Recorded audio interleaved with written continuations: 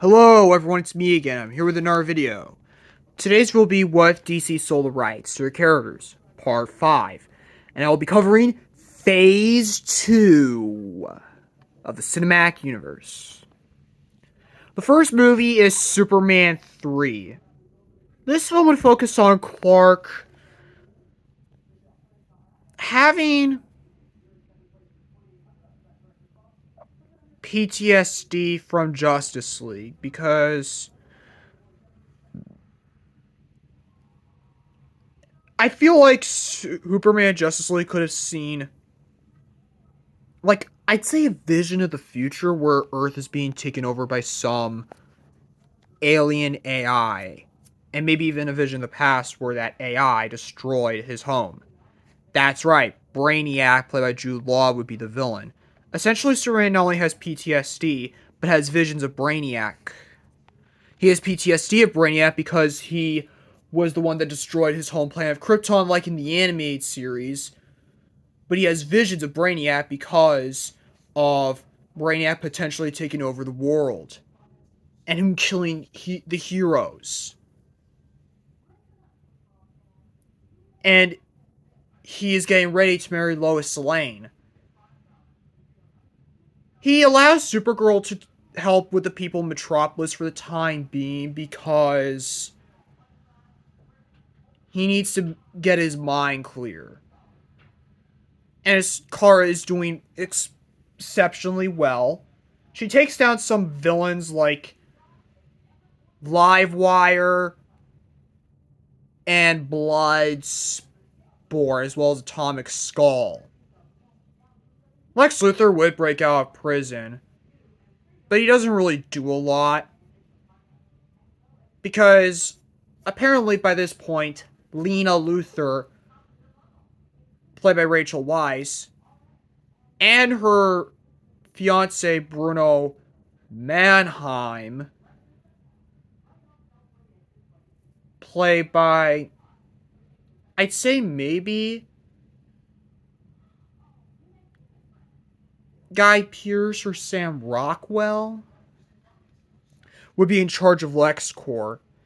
And of course, Lex would be fuming that his sister and her fiance has taken over his company. And of course, when Superman is ready to face Brainiac, when he sees Brainiac on his ship, this turns out not to be Brainiac. The real Brainiac is actually on his planet, Clu. And of course, this leads to Brainiac preparing his invasion of Earth on the planet. Basically, Brainiac sends out his army to attack the people of Metropolis, which results in the death of Martha Kent and Dan Turpin, who would have been a character since the first movie. And of course, Lois Lane is kidnapped, and of course, Jimmy Olsen and Kara, which forces Superman to try and save them. Lex is also kidnapped, and Bruno dies. And Lena's kidnapped as well. And so Superman is put to the test to face Brainiac on his ship. Superman and Brainiac then have an epic fight, and then the fight ends with Lex preparing to place a bomb in Brainiac's ship, which destroys him, Brainiac, and maybe even Lena. But as far as we're concerned, it killed Lex and Brainiac. Clark, Jimmy, and Lois and Kara are safe.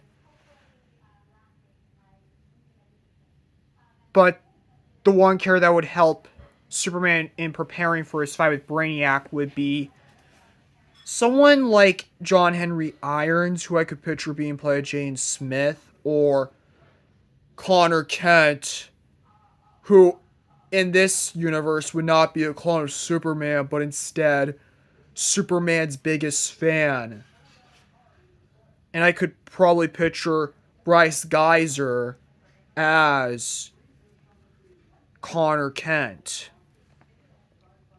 But Connor would not go by the Kent name. He'd probably go by a different last name. But at the end of the movie, Clark and Lois get married, and that brings the Superman trilogy to an end. However, there would have been a fourth movie that was in development hell, and it never really took off. Much like how Iron Man 4 was in development hell, and it never really took off. But there would be an after credits scene setting up Brainiac's return as the ship is revealed to have at least some sort of consciousness for Brainiac, setting up his return for a later movie. Next movie is Wonder Woman Paradise Lost. The film would basically focus on Diana's adventures in the present day and her strained relationship with her sister Arzria as they try to get along better. And they have to work together in facing Cersei, played by Angelina Jolie, and Cheetah, who I think could have still been played by Kristen Wiig. Apparently, Arzria and Diana's relationship is put to the test when a relative of Steve Trevor and Eda Candy are kidnapped. And apparently, Hippolyta's sister dies. And this is what nearly causes Diana to kill Cersei, but stops. Apparently, Cersei, of course, would have given Cheetah her powers, and during the final battle, it's Diana and Arzria facing Cersei and defeating her, where she is then captured. And Diana and Arzria, well, they may not see eye to eye together, they at least get along better now. And the relationship is back to how it was when they were younger, where they can only accept themselves as allies, but reluctant sisters. There would also be the sub of a mother box in the end credit scene. Next movie is The Flash, Out of Time. The film would feature the Flash facing a new villain named Savitar, who I could picture being played by the same actor who played him in the CW show. And at some point during the movie, Flash and Savitar's fight gets Wally injured, but however, that injury comes with a cost. It gives Wally Speed Force abilities and becomes Kid Flash. And so decides to help Barry defeat Godspeed after some initial reluctance and a train montage to get Wally ready for the final battle. Savitar basically has kidnapped Iris West, and Iris nearly dies, but in the end, Barry and Wally save Iris. And apparently, Savitar warns Barry about another speedster, and he's from the future. And Barry is curious. Who could this future speedster be? That will be important in Phase 3. Next movie is Justice Society of America. This film would take place in the past. It would take place like late 70s to early 80s. The team would be Hawkman,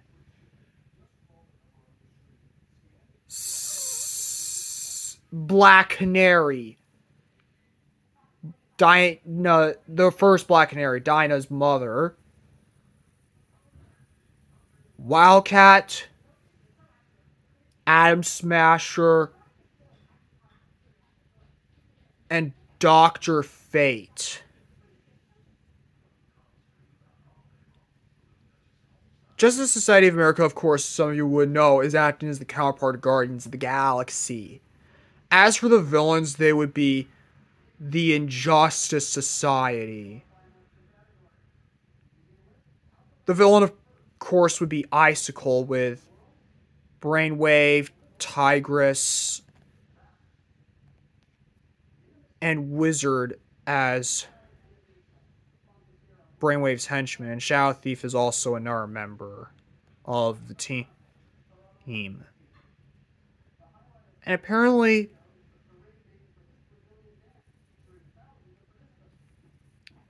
the movie ends with a flash forward sequence where someone is hearing the story of the Justice Society of America. And it's Diana telling the story of the society to Courtney Whitmore. That's right, Stargirl. However, she's a child that Diana is babysitting. Next movie is Justice League Brainiac Attack. This movie would follow up on Superman 3's after credits scene. Apparently in this movie, Lois Lane is pregnant with Clark's child, and Jimmy and Kara's romance begins to grow. And to showcase where Carol was all this time, it's revealed that sometime after the first Justice League movie, Hal and Carol got married, and now they have a son. But he isn't grown up yet. He was born, like, I'd say, a year after the first Justice League movie. Brainiac, of course, would begin constructing a new body. This time it would reflect more of his DCAU appearance, unlike his first appearance in Superman 3, where it would reflect his normal appearance from the comics. And basically, he is a lot stronger. As for a secondary villain, this would be someone like, I'd say, Bloodsport, who I could picture being played by Idris Elba still.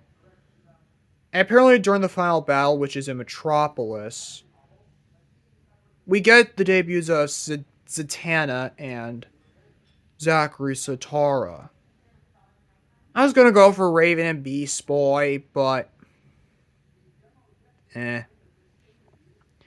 apparently Zachary dies, helping with the pregnant Lois Lane, whose water would have broke. And apparently, she sits out during the final battle. So that way, Martian Manhunter and Kara would help her with the birth of her and Clark's child. Apparently, at the end, Superman would destroy Brainiac, this time for good. And Lois screams in pain, giving birth to John Kent. Apparently, she would have considered naming her and Clark's son Sam after her father, but Clark would have suggested John.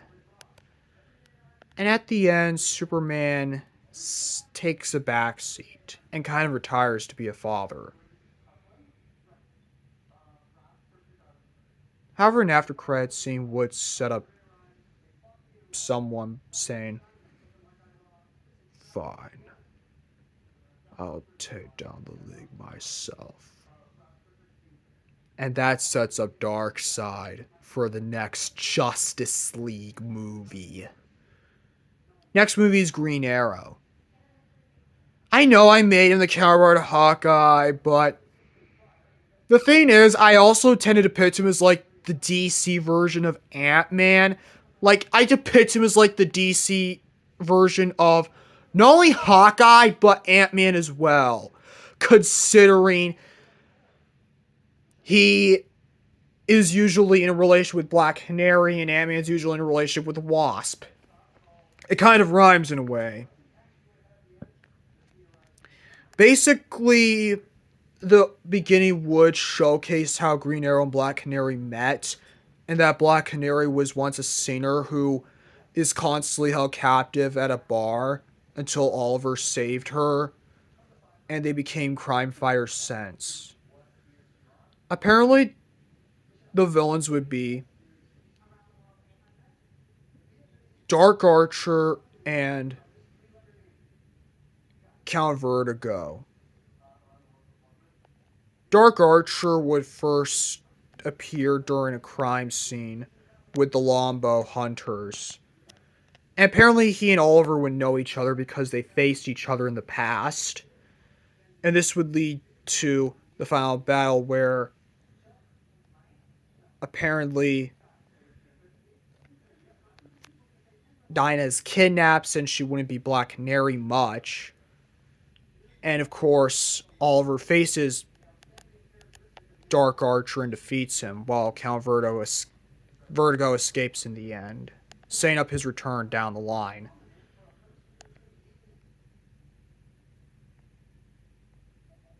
And in the end, Oliver proposes to Dinah, setting up their marriage. At the end. But their marriage will come later. So that's What If DC sold the rights to their characters. Part 5. You all know Phase 3 will be coming next month. I'm going to announce that ahead of time. This series will conclude in January. First, I started off with the X-Men counterpart being the Teen Titans. Then I continued with the Spider-Man counterpart being Batman. And yes, Batman ahead of time will be appearing in Phase 3 as the Spider-Man counterpart, since nowadays I tend to depict Batman as the Marvel equivalent of Spider-Man because there are many reasons. Not just him and being like DC's most popular character, so how Spider-Man is Marvel's most popular character, but it's also because of the fact that his relationship with Catwoman is like Spider-Man Black Cat's. It just makes the most sense. And what else? There's just more reasons I could go on about. But then I initially ended it with the Fantastic Four counterpart being the Legion of Superheroes, and then I decided to do Part 4, which is Phase 1, and then Part 5, Phase 2. I will be concluding the series with Part 6, which is Phase 3. But anyways, I will see you all later.